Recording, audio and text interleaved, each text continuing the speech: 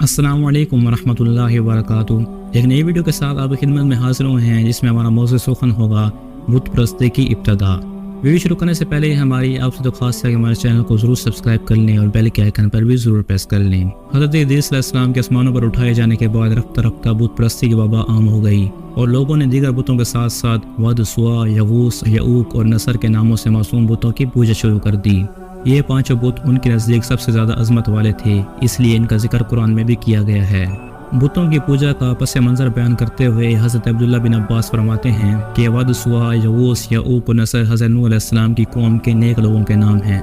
जब वो वफ़ात पा गए तो शैतान ने उनके दिलों में ये बात डाली कि जहाँ वो नेक लोग बैठा करते थे वहाँ पर उनके मुजस्मे बना कर रख दो और इन बुतों के नाम उन्हीं लोगों के नाम पर रख दो।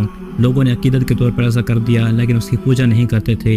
जब वो लोग दुनिया से चले गए तो इल्म कम हो गया और लोगों ने उसकी पूजा शुरू कर दी। और हज़रत मोहम्मद बिन करसी रहमतुल्लाह अलैह फरमाते हैं कि वद और सुआ हज़रत आदम अलैहिस्सलाम के बेटों के नाम हैं। ये बहुत इबादत गुजार थे।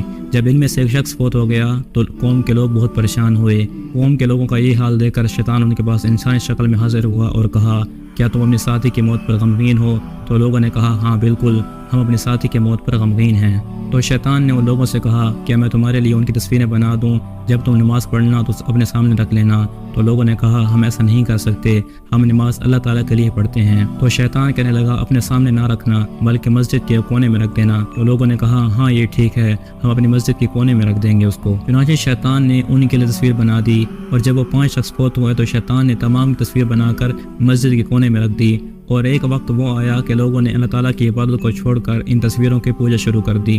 अगर आपको हमारी वीडियो पसंद आए तो हमारे चैनल को जरूर सब्सक्राइब कर लें और बेल के आइकन पर भी जरूर प्रेस कर लें। मिलते हैं अगली वीडियो में, तब तक के लिए अल्लाह हाफिज़।